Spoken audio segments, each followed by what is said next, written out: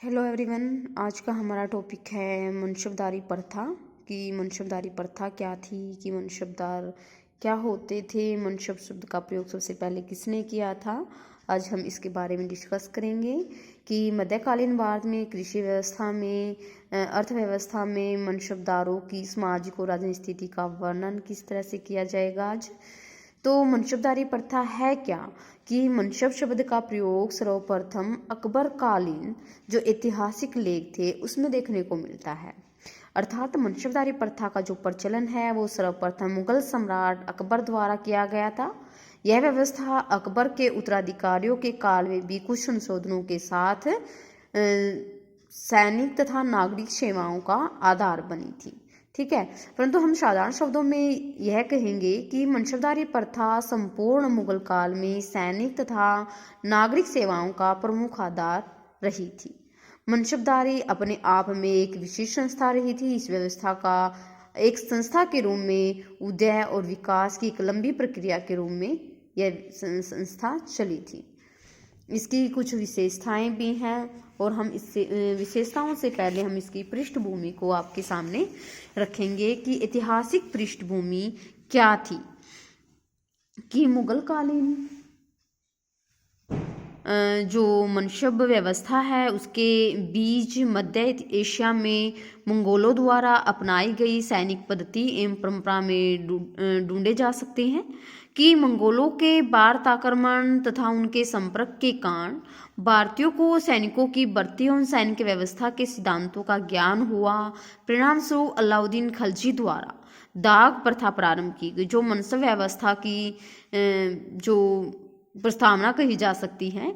मनसबदारी व्यवस्था का जो आधार है वो तुर्क मंगोल सैनिक व्यवस्था में ढूंढा जा सकता है। चंगेज खान ने सैनिक व्यवस्था को दशमलव पर आधारित किया और इसी प्रकार तुर्की सैनिक व्यवस्था में भी सर ए खेल के अधीन 10 सवार होते थे। 10 सर ए खेल का प्रधान एक सिपहल सालार होता था और जिसके अधीन 100 सवार होते थे। यद्यपि अकबर द्वारा स्थापित मनसब व्यवस्था ऊपर वर्णित सैनिक व्यवस्था से काफी भिन्न थी, फिर भी मंगोल तुर्क सैनिक व्यवस्था ने ही मनसबदारी प्रथा को ऐतिहासिक पृष्ठभूमि प्रदान की थी। नेक्स्ट है हमारा कि मनसबदारी प्रथा का उद्भव किस तरह से हुआ। कि भारत में मुगल साम्राज्य की स्थापना एवं स्थिरता का आधार मुगलों की सेना थी। ठीक है, मुगल साम्राज्य की जो स्थापना है उसका आधार कौन थी? मुगलों की सेना। परंतु जो मुगलों की सेना थी वो बहुत ही चतुर थी, उसको पता था किस तरह से हम चतुराई से यहाँ पे जीत सकते हैं। कि प्रथम मुगल सम्राट बाबर अपनी विजयों में व्यस्त रहने के कारण सैनिक संगठन की तरफ कोई विशेष ध्यान नहीं दे सका, जबकि हुमायूं राजनीतिक समस्याओं में फंसे होने के कारण इस ओर ध्यान देने में असमर्थ रहा। जिस समय अकबर राजगद्दी पर बैठा उस समय मुगल प्रशासनिक तंत्र विशेष रूप से सैनिक संगठन में अनेक कमियां थी और सम्राट को कानूनी व्यवस्था बनाए रखने के लिए अमीरों की सैनिक टुकड़ों पर निर्भर रहना पड़ता था। अमीरों को दिए जाने वाले वेतन तथा सैनिकों की संख्या के बीच कोई तालमेल नहीं था। इस प्रकार से शासक की स्थिति अत्यंत डावाडोल थी, क्योंकि जो अकबर है उसके शासनकाल में जो ये थे अमीर थे, ये पैसे वेतन बहुत लेते थे, परंतु जो सैनिक शक्ति देते थे वो उनकी अच्छी नहीं थी, डावाडोल स्थिति में थी। अतः अकबर ने शीघ्र यह अनुभव किया कि एक सशक्त और सुव्यवस्थित केंद्रीय व्यवस्था की स्थापना के लिए ऐसी प्रशासनिक व्यवस्था की आवश्यकता है जिसमें अमीर वर्ग को अपनी अधीनस्थ स्थिति तथा शासन के प्रति उसके उत्तरदायित्व का बोध हो। और अपने शासनकाल के जो प्रारंभिक वर्षों में होने वाले विद्रोहों ने अकबर के मन में एक ऐसी व्यवस्था स्थापित करने का विचार आया जिसमें किसी भी व्यक्ति को प्रशासनिक क्षेत्र में अपनी निष्ठा तथा कार्यकुशलता के तहत में पदोन्नति करने का समान अवसर मिले और उदंड सैनिक अधिकारियों पर अंकुश लगाया जा सके। अब आता है हमारा मनसब। कि मनसब शब्द का क्या अर्थ है। अभी तक हमने किया है ऐतिहासिक उसकी पृष्ठभूमि क्या थी, उसका उद्भव किस तरह से हुआ था प्रथा का। अब हम करेंगे मनसब शब्द का अर्थ क्या है।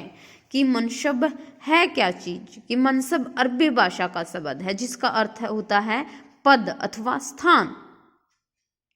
मनसब किसी भी व्यक्ति का प्रशासन में दर्जा, वेतन, दरबार में उसका स्थान, उसके घुड़सवारों, हाथियों तथा छकड़ों की संख्या को निश्चित करता था। मनसब से किसी व्यक्ति या अमीर की मुगल प्रशासनिक सेवा में स्थिति का बोध होता था। इससे यह भी तय होता था कि किस मनसबदार को राज्य की सेवा के लिए कितने सशस्त्र सैनिक रखने थे। मनसबदार को किसी भी प्रशासनिक या सैनिक पद पर नियुक्त किया जा सकता था। बादशाह की सेवा के लिए दरबार में भी रखा जा सकता था। इस प्रकार से मनसबदारी एक ऐसा सेवा संवर्ग था जिसमें नागरिक एवं सैनिक दोनों प्रकार के दायित्वों का समावेश था।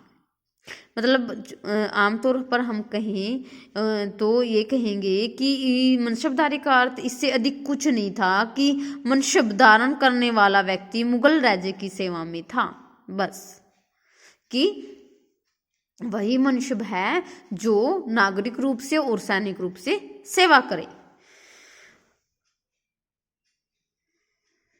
मुगल काल में सैनिक तथा सैनिक सेवाओं से संबंधी सभी उच्च तथा मध्यम श्रेणी के अधिकारियों को मनसब दिए जाते थे। इसके अतिरिक्त दरबारियों, कवियों, विद्वानों, चिकित्सकों आदि को भी मनसब प्राप्त किए जाते थे, परंतु मनसबदार शब्द का प्रयोग केवल उच्च अधिकारियों के लिए ही किया जाता था। अकबर द्वारा संख्या पर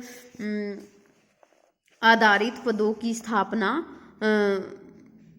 एवं विकास को लेकर विद्वानों में मतभेद है। मनसबदारी व्यवस्था पर अध्ययन करने वाले विद्वानों मोरलैंड, अब्दुल अजीज, इरफान, हबीब, एजे कैंसर, सीरीन, मुशवी आदि के विचारों का अध्ययन करने के पश्चात यह निष्कर्ष निकाला जा सकता है कि अकबर द्वारा अपने शासनकाल के 11वें वर्ष से लेकर अंत तक मनसबदारी व्यवस्था के सब रूप में परिवर्तन किया जाता रहा है। इसका वर्णन है। फर्स्ट है कि अकबर के शासनकाल के प्रथम 10 वर्षों में अमीरों एवं उनके द्वारा रखे जाने वाले सैनिकों की संख्या का कोई निश्चित उत्तरदायित्व नहीं था। अमीरों एवं अधिकारियों का वेतन मनमाने ढंग से निर्धारित किया जाता था। अकबर ने 1566 से 67 ईस्वी में सैनिक उत्तरदायित्व संबंधी नियम बनाए थे। सांख्यिक पद के रूप में मनसब 1573 से 74 में स्थापित किया गया। अमीरों को एक निश्चित संख्या प्रदान की जाने लगी जो उनके वेतन और उनके द्वारा रखे जाने वाले पशुओं की संख्या का निर्धारण करती थी। मनसबदारों को उनके द्वारा रखे जाने वाले घुड़सवारों की संख्या के आधार पर भी 1595 से 96 ईस्वी में 3 श्रेणियों में बांटा गया था और इस प्रकार से सवारों की संख्या मनसब संख्या से भिन्न दर्शाई जाने लगी थी। 1596 से 97 ईस्वी के पश्चात मनसब के 2 पदों, जात एवं सवार की संख्या के रूप में भी दर्शाया जाने लगा था। नेक्स्ट है कि मनसबदारों की नियुक्ति, पदोन्नति तथा पदावनति या पदोन्नति जिसको हम बोलते हैं वो क्या थी कि सैद्धांतिक रूप से मनसबदारों की नियुक्ति, पदोन्नति तथा पदावनति संबंधित सभी विशेष अधिकार सम्राट के पास थे। नौकरी के लिए इच्छुक व्यक्तियों को अमीर बख्शिश सम्राट के सामने पेश करता था। इसके अतिरिक्त प्रांतों के गवर्नर तथा सैनिक अभियानों के नेता व शाही परिवार के शहजादे भी सम्राट के सामने नौकरी के इच्छुक व्यक्ति की सिफारिश करते थे तथा सम्राट इन्हें मनसब प्रदान करता था। मनसब प्राप्त करने वाले व्यक्ति को जमानत देनी पड़ती थी। यह नियम कठोरता से लागू किया जाता था। मनुची ने लिखा है कि बिना जमानत के मनसब नहीं मिलते थे। मनसबदार की पदोन्नति का आधार भी सम्राट की इच्छा थी। निरीक्षण के समय जब कोई मनसबदार अपने सैनिकों, घोड़ों से सम्राट को प्रभावित कर लेता तो उसका मनसब है वो बढ़ा दिया जाता था। पदोन्नति के लिए सैनिक सेवा में वीरता और योग्यता का विशेष महत्व था। उत्तम उपहार पेशकश प्रस्तुत करने वाले अमीरों की भी पदोन्नति की जाती थी। नेक्स्ट है कि मनसबदारों की श्रेणियां क्या थी, किस तरह से वो श्रेणियों में बटे हुए थे कि जो मनसबदारी प्रणाली है उसमें अधिकारियों के पदों को निश्चित करने के लिए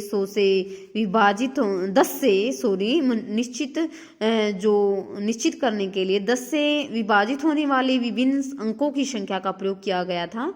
यह संख्या 10 से लेकर 10,000 तक थी जो बाद में बढ़कर 12,000 तक हो गई थी। अर्थात सबसे छोटा मनसब 10 का तथा सबसे बड़ा मनसब 12,000 का निश्चित किया गया था और अकबर के समय में 5,000 से ऊपर का मनसब केवल राजकुमार और सम्राट के संबंधियों को ही दिया जाता था, मतलब उसका वेतन 5,000 होता था। जब सबसे बड़ा मनसब 12,000 का हो गया तब अमीरों को 7,000 तक के मनसब प्रदान किए गए थे। अकबर ने 1579 ईस्वी में सलीम को 10,000 और मुराद को 7,000 तथा दानियाल को 6,000 का मनसब प्रदान किया था, परंतु 1585 ईस्वी में इसे बढ़ाकर सलीम को 12, मुराद को 9 और दानियाल को 7,000 का मनसब प्रदान किया गया। 1602 ईस्वी में मिर्जा अजीत कोका का मनसब 5,000 से बढ़ाकर 7,000 और 1605 ईस्वी में राजा मानसिंह का मनसब भी 5,000 से बढ़ाकर 7,000 कर दिया गया था। नेक्स्ट है कि मनसबदारों की जो वर्ग थे वो कितने प्रकार थे के थे कि मनसबदारों के 3 वर्ग होते थे। 500 से नीचे के मनसबदार ही कहलाते थे और 500 से 2500 के मनसबदारों को उमरा तथा इसके ऊपर के मनसबदारों को उमराए आजम कहा जाता था। जात एवं सवार पदों का प्रारंभ करने के साथ ही अकबर ने 5,000 तथा उससे कम संख्या के मनसबदारों को 3 श्रेणियों में बांट दिया था। जिस मनसबदार का जात एवं सवार पद समान होता उसे प्रथम श्रेणी में, जिनका सवार पद उनके जात पद से कम परंतु आधे से कम नहीं होता वे दूसरी श्रेणी में, तथा जिन मनसबदारों का सवार पद उनके जात पद के उनके आधे से कम होता तो उन्हें तीसरी श्रेणी में रखा गया था। उदाहरण के लिए एक छोटा सा उदाहरण देती हूँ मैं आपको कि 3,000 जात के मनसबदार का सवार दर्जा भी 3,000 का ही होता था और प्रथम श्रेणी में आता था। यदि जात दर्जा 3,000 तथा सवार दर्जा 1,500 है तो इससे अधिक था तो वह द्वितीय श्रेणी में, और जात दर्जा 3,000 तथा सवार दर्जा 1,500 से कम था तो वह तीसरी श्रेणी का मनसबदार होता था। तो इसी प्रकार से इन अन्य श्रेणियों के मनसबदारों पर भी यह नियम लागू किया गया था। यहाँ पे तालिका दर्शाई गई है कि मनसबदारों के वर्ग क्या क्या थे और उनके नाम क्या क्या रखे गए हैं। दर्जा अथवा पद 500 से नीचे तो उसे मनसबदार, 500 से 2500 तो उमरा, 2500 से ऊपरी तो उमराए आजम। फिर यहाँ पे दिखाया गया है कि 5,000 से नीचे के मनसबदारों की श्रेणियाँ किस तरह की थी। प्रथम श्रेणी, द्वितीय, जो मैंने अभी अभी बताई है। इसके बाद करेंगे कि आईने अकबरी में अबुल फजल ने 66 मनसब का उल्लेख किया है। आईने अकबरी में अबुल फजल ने, ठीक है, परंतु व्यवहार में 33 मनसब ही प्रदान किए जाते थे। विद्वानों की मान्यता है कि मनसबदारों की जो वास्तविक श्रेणियाँ 33 ही थी, शेष 33 श्रेणियाँ वे सैद्धांतिक रूप में स्थापित की गई थी। मनसबदारों की संख्या सम्राट की इच्छा तथा आवश्यकताओं पर निर्भर करती थी। अबुल फजल ने 1595 ईस्वी में अकबर के पुत्रों सहित मनसबदारों की कुल संख्या 1800 बताई है। जहांगीर तथा शाहजहाँ के शासनकाल में मनसब में असाधारण वृद्धि हुई और 50,000 तक का मनसब प्रदान किया जाने लगा। नेक्स्ट है जात तथा सवार की मनसबदारी व्यवस्था में व्याप्त भ्रष्टाचार और घोड़ों संबंधी धोखाधड़ी को रोकने के लिए अकबर ने अपने शासनकाल के अंतिम वर्षों में मनसबदारी व्यवस्था में जात एवं सवार के पदों को प्रारंभ कर दिया था। प्रत्येक मनसबदार को जात एवं सवार 2 पद दिए गए थे। इन पदों के अर्थों के बारे में विद्वानों में मतभेद हैं। डॉक्टर अहतर अली क्या कहता है कि जात पद मनसबदार के वेतन तथा राज दरबार अथवा प्रशासन में उसके स्थान का परिचायक था, जबकि सवार पद उसके द्वारा रखे जाने वाले घोड़ों तथा घुड़सवारों की संख्या का द्योतक था। जात दर्जे से यह भी सूचित होता था कि मनसबदार को कितने घोड़े, कितने हाथी तथा कितने बार ढोने वाले पशु, कितनी गाड़ियाँ रखनी हैं। जैसे कि 5,000 जात वाले मनसबदार को 340 घोड़े, 100 हाथी, 140 ऊँट, 100 खच्चर और 160 गाड़ियाँ रखनी पड़ती थी। इस तरह से दर्शाया गया है। वैसे कि जात का ब्लॉकमैन ने क्या कहा है कि जात का तात्पर्य सैनिकों की उस निश्चित संख्या से है जो मनसबदारों को रखनी पड़ती थी। सवार से आश्चर्य घुड़सवारों की निश्चित संख्या से है। नेक्स्ट है आपका मनसबदारों के वेतन क्या थे। मनसबदारों का मासिक वेतन किस तरह की श्रेणी दी गई है, रुपए दिए गए हैं तालिका में कि 5,000 तो प्रथम श्रेणी में 30,000, द्वितीय श्रेणी में आपका 29,000, तृतीय श्रेणी में 28,000 और सेना का व्यय 10,600, फिर 4,000 की तालिका है, फिर 3 की, फिर 2 की, फिर 1 की। ये मनशब है इस तरह से, और फिर इनकी श्रेणियाँ दिखाई गई हैं। ठीक है, ये तालिका बहुत ही इम्पोर्टेंट है। आप पे क्वेश्चन में यदि आज आपका क्वेश्चन आ जाए कि मनशबदारी प्रणाली है क्या, तो आपको इस तरह से तालिका बनानी बहुत ज़रूरी पड़ेगी, क्योंकि इससे ही आपको मार्क्स मिलेंगे। नेक्स्ट है मनशबदारों पर प्रतिबंध किस तरह से लगाया जाए, कि मनशबदारों को शक्तिशाली होने से रोकने के लिए मुगलों ने उन पर अनेक पर प्रतिबंध लगा रखे थे। बड़े बड़े मनशबदारों को एक स्थान पर ज़्यादा दिन तक नहीं रहने दिया जाता था, उनका शीघ्र ही तबादला कर लिया जाता था। इस प्रकार से मनशबदारों को वेतन के रूप में मिलने वाली जागीर को भी लगातार बदला जाता था। मनशबदारों को अपनी जागीर के किसानों से निर्धारित कर से अधिक कर वसूल करने का अधिकार भी नहीं था। मनशबदारों के पद आनुवंशिक भी नहीं थे तथा उनकी मृत्यु के पश्चात उनकी संपत्ति पर राज्य का अधिकार हो जाता था। समय समय पर मनशबदारों द्वारा रखे जाने वाले सैनिकों तथा घोड़ों तथा साजो सम्मान का निरीक्षण किया जाता था। नेक्स्ट है आपका कि अकबर के उत्तराधिकारियों के काल में मनशबदारी प्रणाली क्या थी, कि अकबर के शासनकाल में बताया गया है कि अकबर के शासनकाल में प्रतिपादित मनशबदारी व्यवस्था की प्रमुख विशेषताएं थी, कि प्रोफेसर SR शर्मा ने क्या कहा है कि 1590 ईस्वी में अकबर के शासनकाल में मनशबदारों की संख्या 1658 थी, जो उसके उत्तराधिकारी जहांगीर के समय में 2069 हो गई। 1637 तक अर्थात शाहजहां के शासनकाल तक मनशबदारों की संख्या बढ़कर 8,000 होगी। औरंगजेब के शासनकाल के दौरान मनशबदारों की संख्या में अत्यधिक वृद्धि हो गई। 1690 ईस्वी में मनशबदारों की संख्या 11,456 तक पहुंच गई थी। दूसरे अकबर के उत्तराधिकारियों के काल में, जैसा कि हमने ऊपर चर्चा की है, कि मनशबों के स्वरूप में भी वृद्धि हुई। शहजादों एवं प्रमुख अमीरों को ऊंचे ऊंचे मनशब दिए जाने लगे। शाहजहां ने अपने बड़े पुत्र दारा सिकोह को 60,000 जात एवं 40,000 सवार का मनशब प्रदान किया था।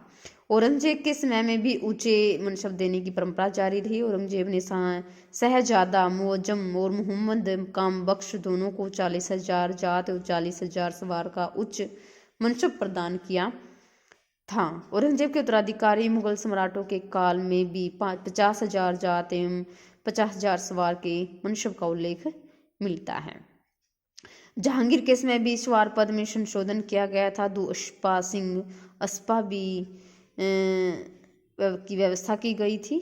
2 अशपा से अशपा का शाब्दिक अर्थ 2 घुड़सवार 3 घुड़सवार, किंतु 2 अशपा से अशपा जब एक साथ प्रयोग किया जाता है तो इसका अर्थ सवारों की दोगुनी संख्या से होता है।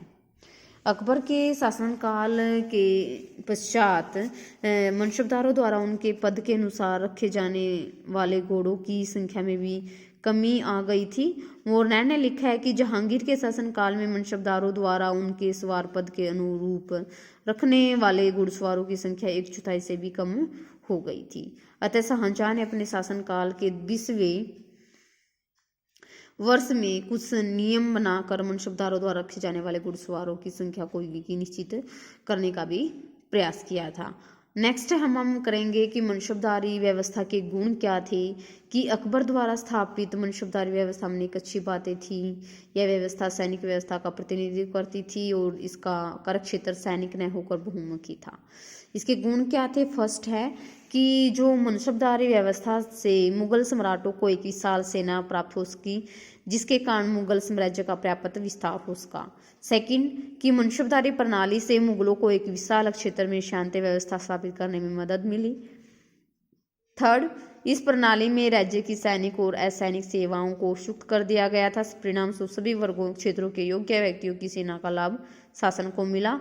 प्रत्येक पदाधिकारी से आवश्यकतानुसार सैनिक, असैनिक, वित्त, प्रशासन संबंधी कोई भी कार्य लिया जा सकता था। इस व्यवस्था से मनशबदारों में सम्राट के प्रति स्वामी भक्ति और कर्तव्य निष्ठा की भावना भी बढ़ी, क्योंकि उनकी पदोन्नति तथा पदोन्नति सम्राट की कृपा पर निर्भर करती थी। फिफ्थ है, मनशबदारों के अच्छे वेतनों ने विदेशों से अनेक योग्य व्यक्तियों को मुगल सेवा में आने के लिए आकर्षित किया। इस व्यवस्था ने जागीरदारी प्रथा के अनेक दोषों को दूर करके मुगल प्रशासन को सुव्यवस्थित करने में भी मदद की। नेक्स्ट है आपका कि मनसबदारी प्रणाली के क्या दोष रहे। फर्स्ट ऑफ ऑल हम करेंगे कि दोष इसके कि मनसबदारों द्वारा जो निश्चित संख्या में सेना न रखना, धन का दुरुपयोग करना इस व्यवस्था का सबसे बड़ा दोष बन गया था। जांच के समय मनसबदार किराए के सैनिक और घोड़ों को प्रस्तुत कर देते थे। यद्यपि इन दोषों को दूर करने के लिए दाग महाल विभाग का भी गठन किया गया, तो भी उत्तरकालीन मुगल सम्राटों के काल में यह व्यवस्था स्थिर पड़ गई थी। नेक्स्ट है कि मनसबदार अपनी सैनिकों की भर्ती स्वयं करते थे, स्वयं ही उन्हें वेतन देते थे। इस कारण सैनिकों की निष्ठा सम्राट के प्रति न होकर मनसबदारों के प्रति होती थी।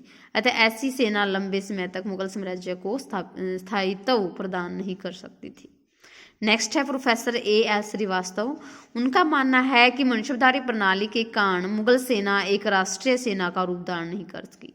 इस व्यवस्था में विभिन्न मनसबदार अपने अपने ढंग से सैनिकों को प्रशिक्षित करते। विभिन्न जातियों, राजपूतों, अफगानों, मंगोलों, तुर्कों तथा ईरानियों के सैनिक प्रशिक्षण के अलग अलग तरीके थे। अतः इस प्रकार की सेना में राष्ट्रीयता की भावना उत्पन्न नहीं हो सकती थी। नेक्स्ट है मनसबदारी प्रथा ने अमीरों और सरदारों को विलासी बना दिया था। इस व्यवस्था में मनसबदार की मृत्यु के पश्चात उसका मनसब समाप्त हो जाता था और सरकार उसकी संपत्ति जब्त कर लेती थी। इस कारण मनसबदार अपने जीवन काल में ही समस्त धन को समाप्त कर देना चाहती थी, जिससे वह विलासी हो गया था। नेक्स्ट है इस व्यवस्था में मनसबदार जीवन पर्यंत एक ही सैनिक दल का संचालन करता और उसका तबादला एक रेजिमेंट से दूसरे रेजिमेंट में नहीं होता था। मनसबदार विभिन्न प्रकार के सैनिकों का नेतृत्व करने के अनुभव से भी वंचित रह जाता था। और इस व्यवस्था ने मनसबदारों के बीच ईर्ष्या की भावना भी उत्पन्न की, क्योंकि मनसबदारों की पदोन्नति सम्राट की व्यक्तिगत इच्छा पर निर्भर करती थी। नेक्स्ट है कि बादशाहों की तरह मनसबदारों ने भी धीरे धीरे स्त्रियों, रखेलों आदि को युद्ध क्षेत्र में ले जाना शुरू कर दिया। मुगल कैंपों में बड़ी बड़ी संख्या में दास दासियां, वेश्याएं जाने लगी। इस कारण मुगल सेना के चरित्र का पतन हुआ और उसकी गतिशीलता नष्ट हो गई।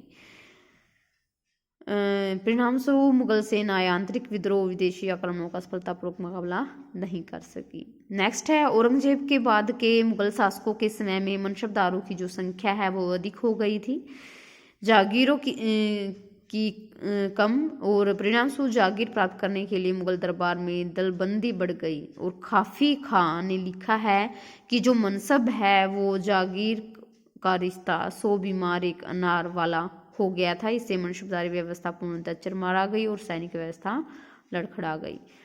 तो अंत में हम यही कहेंगे कि मनसबदारी व्यवस्था ने जहां एक और मुगल साम्राज्य का विस्तार किया तथा एकता के सूत्र में बांधा, वह व्यापार वाणिज्य के विकास का मार्ग तैयार किया, वहीं दूसरी तरफ मनसबदारों पर होने वाले व्यय ने कृषि क्षेत्र में बुरा प्रभाव डाला और किसानों पर करों के बोझ को भी बढ़ाया और परिणामस्वरूप कृषि का पतन होता चला गया, जो भारतीय अर्थव्यवस्था का प्रमुख आधार रही थी, जिसके कारण मुगल साम्राज्य पतन की तरफ अग्रसर हो गया।